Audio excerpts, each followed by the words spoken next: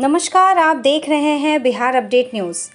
पटना के boring road इलाके में उस वक्त हड़कंप मच गया जब अचानक एक मकान की ज़मीन धंसने लगी।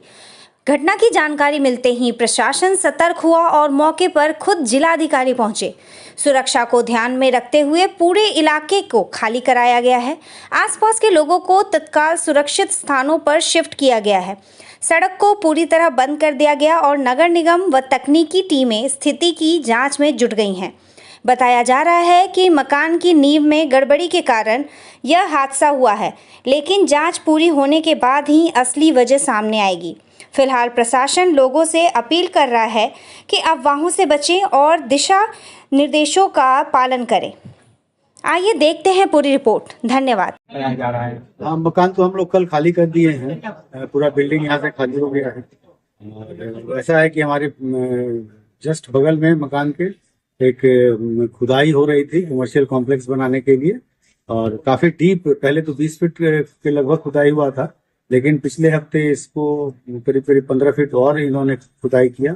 और चूंकि चारों ओर से घिरा हुआ था तो किसी को नजर नहीं आ रहा था कि कितना डीप खुदाई हो रहा है।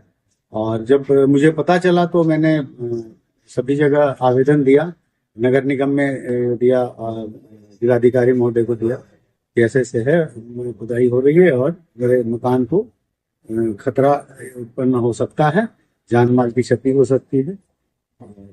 मैंने 17 तारीख को ये आवेदन रिसीव करा दिया था सब जगह, लेकिन उसके बाद 21 तारीख की रात में मिट्टी का कटाव शुरू हो गया और हमारे मकान के नींव से मिट्टी निकल के बाहर गिरने लगा और काफी गहरा एक्सकेवेशन हो गया वहां पे, जिसके कारण से मेरे मकान में खतरा उत्पन्न हो गया। फिर रात में डीएम साहब से बात हुई। डीएम साहब तुरंत एनडीआरएफ और एसडीआरएफ की टीम को यहाँ भेजे, थाना से भी लोग आए और उसके बाद प्रशासन भी अपने स्तर से देख रहा था। और जो काम कर रहे थे उन लोगों को कहा गया कि इसमें इमीडिएट बालू का भराव करने के लिए, लेकिन वो सुबह में उन्होंने हाथ खड़ा कर दिया कि हमसे नहीं हो रहा है, बालू नहीं आ पा रहा है। तो फिर हम लोग अपने स्तर से अपने इंजीनियर और अपने आर्किटेक्ट और कंट्रैक्टर को हमने किया और फिर बालू सुबह से कल रात तक, और अभी तक बालू आ ही रहा है, लगभग 1000 ट्रैक्टर टेलर और हाईवा से बालू हमने मंगा के उसमें भराव का काम कर रहा है कि बिल्डिंग को किसी तरह क्षतिग्रस्त जो हो चुका है उसको रोका जाए, बिल्डिंग गिर नहीं जाए। इसमें जो भी हर संभव उपाय है ये हम लोग कर रहे हैं। प्रशासन भी अपनी तरफ से संभव उपाय कर रही है। मतलब प्रशासन का सपोर्ट मिल रहा है सर? हाँ, प्रशासन का सपोर्ट। कल डीएम साहब खुद 1 घंटा यहाँ पे रहे हैं सुबह में, और उनके मार्गदर्शन में बाकी अधिकारी लोग भी, एसडीएम साहब भी रहे, डीएम साहब भी आते जा रहे हैं और वह रहे यहाँ पर निगरानी में उनके काम हो रहा है। इन सब में किसकी चूक मानते हैं आप? जो बिल्डिंग बन रही है, जैसा कि मुझे पता चला कि बिना परमिशन के भी वो लोग खुदाई, इतना गहरी खुदाई कर दिए थे जो -3 में जा रहा था उनका खुदाई, तो उस कारण ही ये प्रभाव पड़ा है।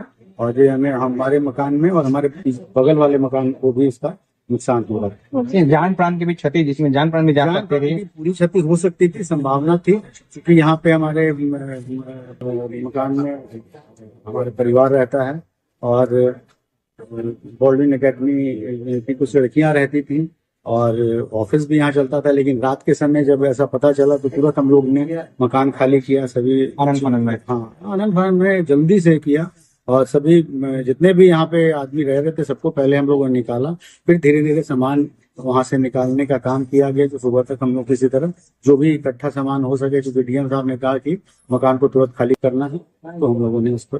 क्या लगता है मकान बच पाएगा? कोशिश में लगे हुए हैं कि किसी तरह है, लेकिन मकान का नींव हिल गया है और मिट्टी निकल चुकी है, तो कहना मुश्किल है आगे क्या हो सकता है। लेकिन अभी फिलहाल हम लोग हर संभव प्रयास कर रहे हैं कि मकान गिरे नहीं।